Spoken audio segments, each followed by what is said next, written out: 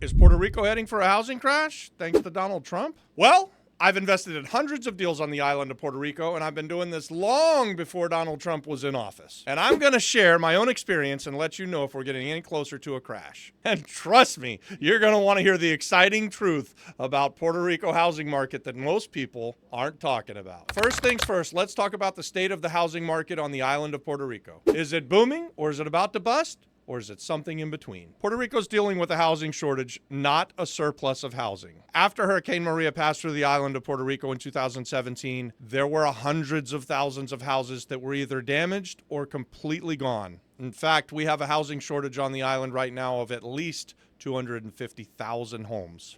And for over a decade, even before Hurricane Maria, the island wasn't building homes fast enough to keep up with the pace of the homes that are needed. In fact, in 2024, only about 600 to 1,500, depending on who you talk to, houses were built on the entire island of Puerto Rico. At this pace, we're never going to even put a dent in the housing shortage. Guys, when you have such a huge housing shortage and demand far outpaces the supply, what does that mean? That means that prices are going to increase because you just don't have enough homes to meet the demand. Simple economics. If you have got too much demand and not enough supply, your supply goes up. It costs more to buy the houses that exist. In fact, the lack of inventory, guys, it's real. And builders who we need to have build faster, high labor costs and regulations as their number one and two reasons that they're not able to keep up with the demand and that they don't build more houses. And here's a bonus. Only 14% of Puerto Rico's land is actually available for development. So real life experience, boots on the ground, this is what we're seeing in real time.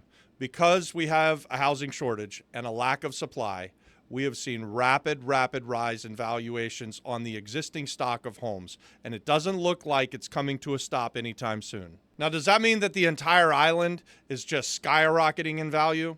Not exactly. We did see during COVID in like 2021, 2022, a massive increase in valuation of real estate on the island of Puerto Rico, and that was due to a lot of things. Lower interest rates, and again, that supply chain problem that we have. And then also population growth on the island for the first time in over, I think, 2 decades, but definitely in over a decade. And because of that, house values, they really went up fast. By 2024, home prices were about 27% higher than they had been just the year before that. So you saw a rapid increase from like 2020 to 2024. And it doesn't look like it's slowing down anytime soon. Even as the interest rates have risen over the last couple of years, and they've gone up quickly, prices have held pretty stable. So that means that we're not seeing things come down in value because interest rates have gotten higher. I think, again, it goes back to this lack of housing on the market and having such a big housing supply problem. If we didn't have a supply problem, I think you would have seen things start to come down, especially with the high interest rates. But because there just aren't enough things on the market for sale, even though the interest rates have continued to go up and up and up, the prices haven't gone down at all. So they've basically stayed stable. We have seen houses taking a little bit longer to sell. The other thing that we've seen, and we talk about on this channel a lot, is creative stuff has become way more popular on the island. Only a handful of years ago, it was unheard of to do seller financing or ask a seller to sell something with terms.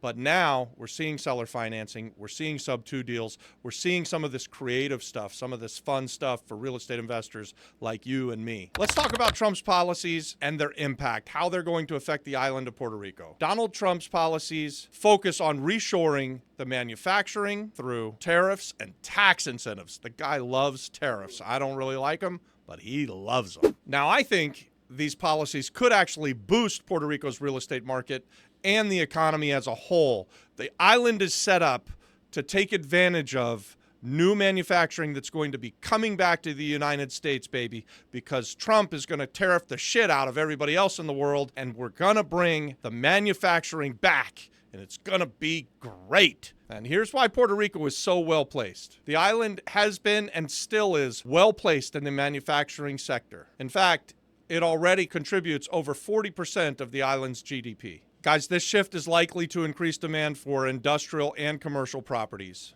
This should complement momentum that we're already seeing on the island in luxury and in hospitality. The supply and demand dynamics, you know Puerto Rico has a housing shortage, and there's an estimated 300,000 houses needed to meet the estimated demand over the next 10 years or so. Guys, considering all of these factors that I've just laid out for you, and economic supportive policies from the Trump administration indicate that we're not going to have a crash on the island of Puerto Rico. Things are going to go up and to the right. It's real estate, baby. And buying real estate on the island of Puerto Rico, it's a good time today. It's going to be a good time tomorrow.